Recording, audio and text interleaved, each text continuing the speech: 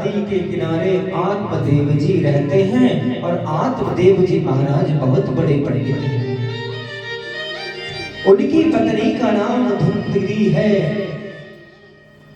दुर्भाग्यवश आत्मदेव जी महाराज के पास कोई संतान नहीं है।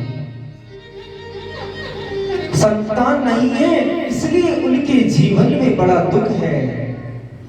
और महापुरुष एक वाणी को कहते हैं कि धुंधरी कौन है जिसकी आंखों पर पट्टी बन रही है, इस संसार का 24 घंटे ध्यान करे वो धुंधरी है। अनेक महापुरुषों ने इसका वर्णन किया है कि धुंधरी कौन है। जो तमाम तरह की बातों का उपहास करे वो धुंधरी है। आत्मदेव जी महाराज बड़े सीधे साधे ब्राह्मण हैं, लेकिन उनकी पत्नी धुंधरी बहुत तेज और तर्रार है। ये भागवत जी में श्लोक है।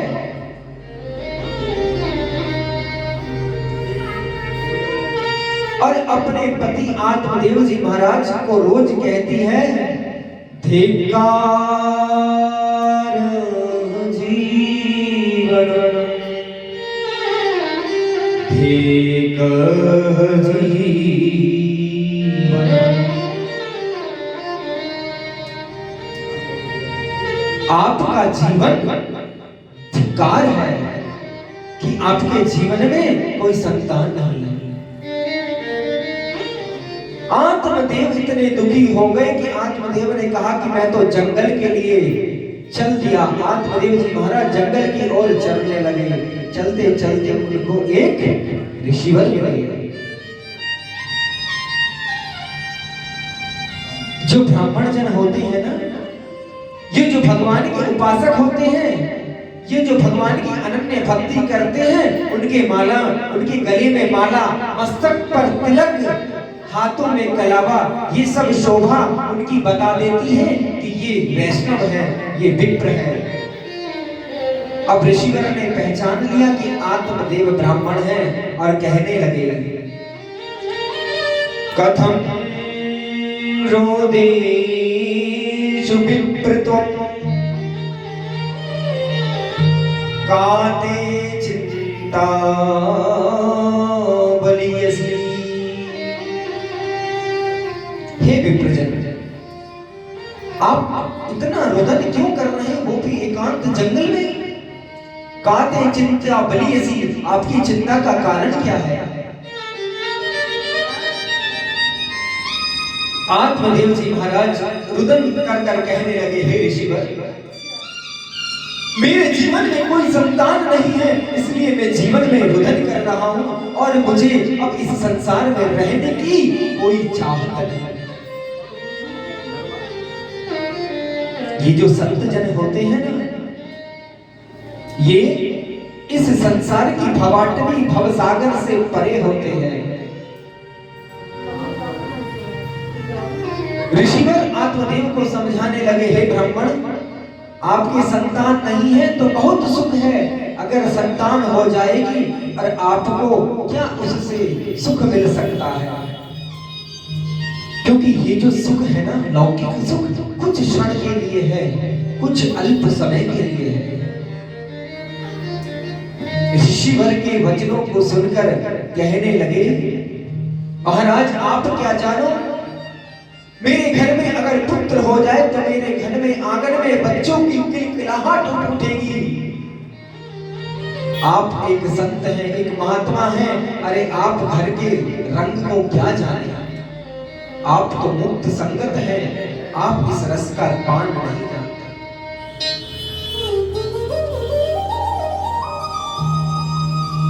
आत्मदेव महाराज की मस्तिष्क की रेखा को पढ़ लिया और कह दिया, सप्त जन्म विधि।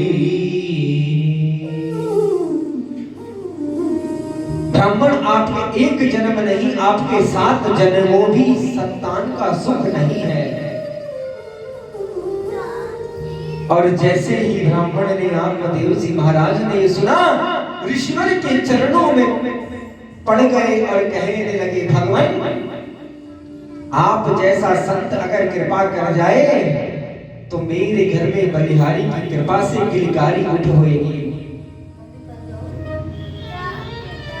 ऋषिवर ने बहुत समझाया लेकिन आत्मदेव की समझ में बिल्कुल न आया। आत्मदेव कहने लगे कि अगर आप मुझे ऐसा वरदान, मुझे ऐसा आशीर्वाद न दोगे तो मैं अपने प्राणों को आपके चरणों में त्याग दूंगा। ऋषिवर ने सोचा कि अगर मेरे चरणों में इसने ठोक ठोक कर अपने माथे को, प्राणों को त्याग दिया तो मुझे ब्राह्मण का हत्या का दोष लगेगा।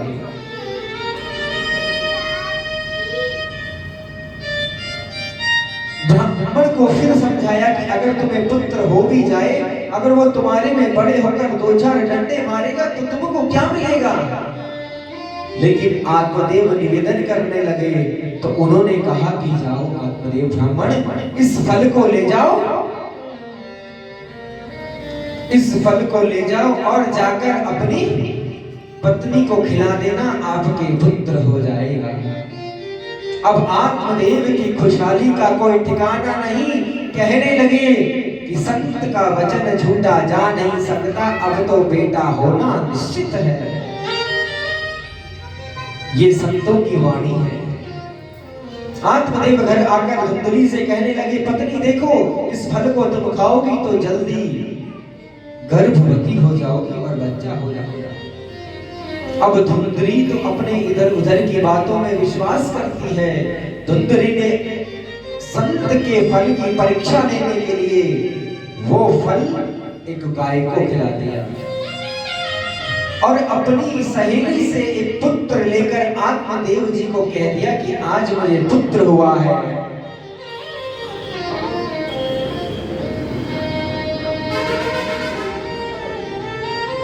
और आत्मदेव से कहने लगे कि मेरा नाम आत्मदेव है, मैं इसका नाम अपनी ही तरह सुयोग रखूंगा। जैसे मेरा नाम आत्मदेव है तो इसका नाम भी ग्रंथों के अनुसार रखूंगा। लेकिन धुंधली कहने लगी कि ये पुत्र मेरा है, इसका नाम मैं खुद रखूंगी। तो धुंधली ने अपने पुत्र का नाम रखा धुंधकारी। धुंधली ने अपने पुत्र का नाम रख दिया धुंधकारी और जो फल दिया था वो गाय को खिला दिया। संत का परिणाम ये हुआ कि त्रिमा से निर्गते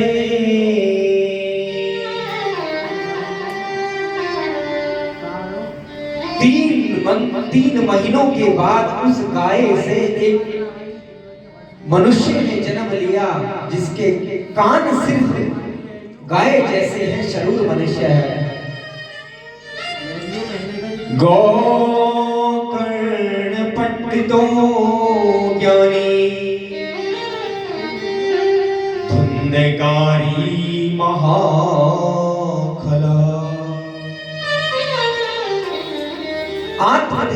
आत्मदेव ने जो गाय से पुत्र हुआ उसका नाम रख दिया गोकर्ण जी महाराज, क्योंकि उसके कान गाय के जैसे थे, उसका नाम रखा गोकर्ण। और धुंधली देवी ने अपने पुत्र का नाम अपने अनुसार रखा, तो नाम रखा धुंधली ने धुंधकारी। भागवत जी में श्लोक वर्णन कर रहे हैं, गोकर्ण महाज्ञानी पंडितो और धुंधकारी महाखलहा। धुंधकारी महाखल हुआ। अब धीरे धीरे धुंधकारी बड़े हो रहा है, लेकिन धुंधकारी अपने घर का लाडला है। लाडली संतान अक्सर बिगड़ जाती है। अब आत्मदेव कहने लगे पुत्र धीरे धीरे बड़ा हो रहा है, लेकिन वो दुराचार में फंस गया। शब्द स्पर्श रूप गंध और ये विषयों का रस, 5 चीजें होती हैं, शब्द स्पर्श रूप गंध और रस। इसमें धुंधकारी फंस गया। धुंधकारी इसमें फंस गया। कभी चोरी करता, डकैती करता,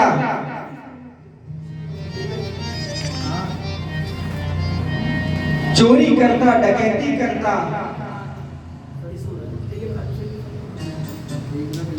चोरी डकैती करने लगा धुंधकारी। अब एक दिन पिताजी इतने दुखी हुए, पिताजी ने कहा कि मेरी समझ नहीं आता कि मैं क्या करूं। क्व तिष्ठामि क्व गच्छामि को मे दुःखं विपोहयेत् प्राणस्य जामि दुःखेन हागस्तं मम संसितम्। धुंधकारी इतने पाप कर्म को करने लगा कि पिताजी सोचने लगे कि मैं तो वन को चला जाऊं, लेकिन गौकर्ण जी महाराज ने यहाँ कहा कि पिताजी आप वन में जाकर क्या करेंगे? अरे वन में तो शेर का भी जन्म होता है, क्या शेर को सदगति प्राप्त होती है? नहीं नहीं। यहाँ गौकर्ण जी महाराज ने 2 श्लोकों में गौकर्ण गीता का ज्ञान दिया।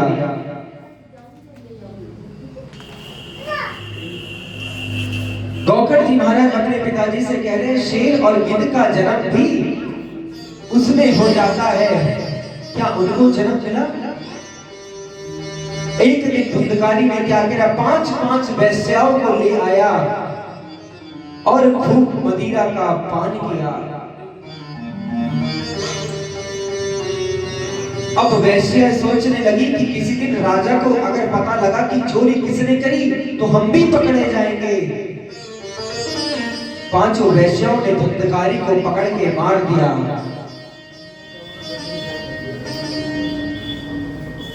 कि तप्त अंगार समूहांश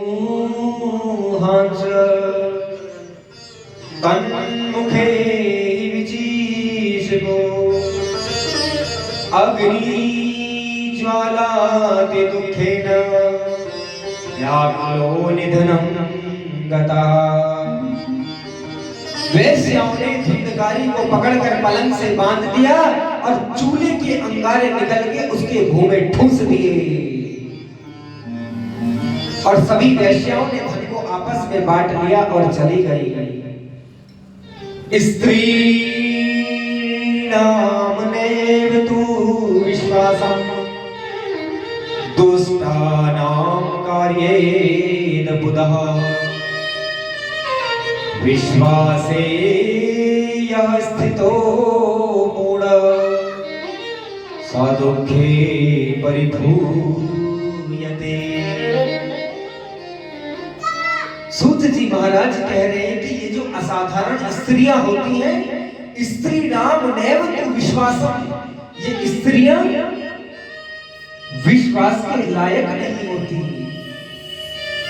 ये जो असाधारण स्त्रियां हैं विश्वास के लायक नहीं होती।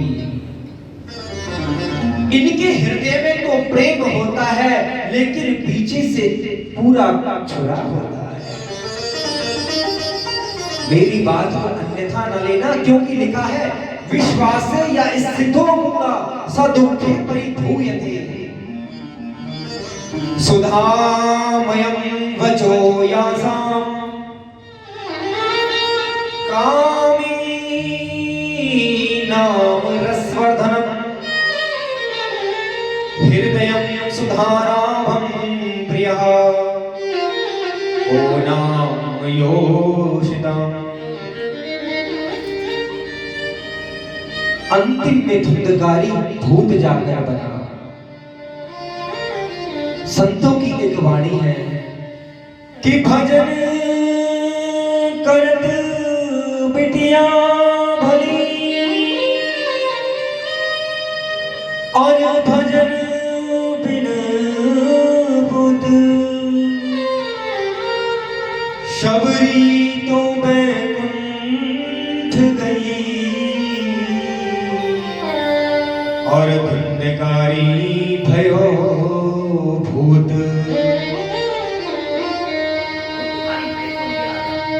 शबरी तो बैकुंठ चली गई लेकिन धुंधकारी बना भूत।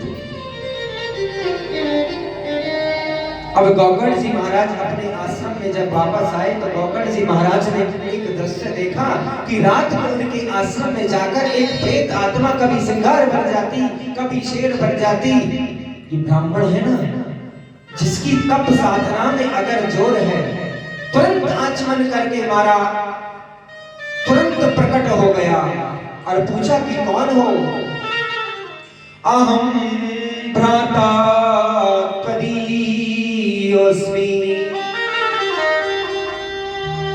तुरंत प्रेत प्रकट हो गया और कहने लगा, अहम भ्राता त्वदीयोऽस्मि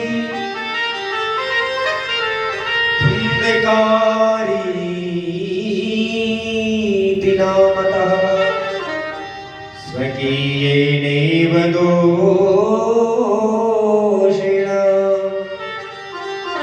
ब्रह्म त्वं नाशति मया। तुरंत प्रेत प्रकट हो गया।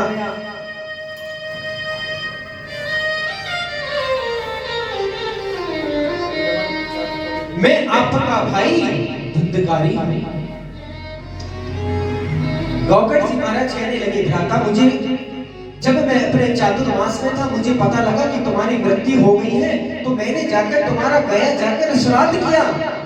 उसके बाद भी तुम प्रेत योनि में फंसे हुए हो। उसके बाद भी प्रेत योनि में फंसे हुए हो। गया श्राद्ध शतेनापि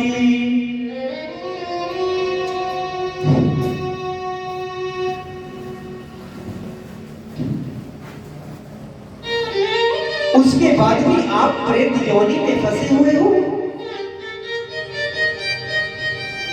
तो धुंधकारी कहने लगा, भैया गया श्राद्ध शतेनापि मुक्तिर्मे न भविष्यति। मुझ जैसे पापी की अगर गया जाकर 1000 श्राद्ध भी कर दोगे तो मैं तृप्त नहीं हो सकता, क्योंकि मैं तो 1 नंबर का पापी हूं। मेरे लिए और कोई विचार करो। गौगढ़ जी महाराज सोचने लगे कि मैं और ऐसा कौन सा उपचार करूं कि मेरा भाई प्रेत योनि से तर जाए। तमाम संतों से पूछने लगे भगवान। सभी संतों ने अपना मौन धारण कर लिया। भगवान सूर्य के उपासक हैं। सुबह सूर्य नारायण भगवान से प्रार्थना करने लगे, तुभ्यं नमो जगत साक्षिण ब्रूहि मेन मुक्ति हेतुकम्। हे सूर्य नारायण भगवान, मेरा भाई प्रेत योनि में फंसा हुआ है, मुझे इससे का कोई उपचार बताइए। सूर्य नारायण भगवान ने घोषणा कर दी, कहते हैं, श्री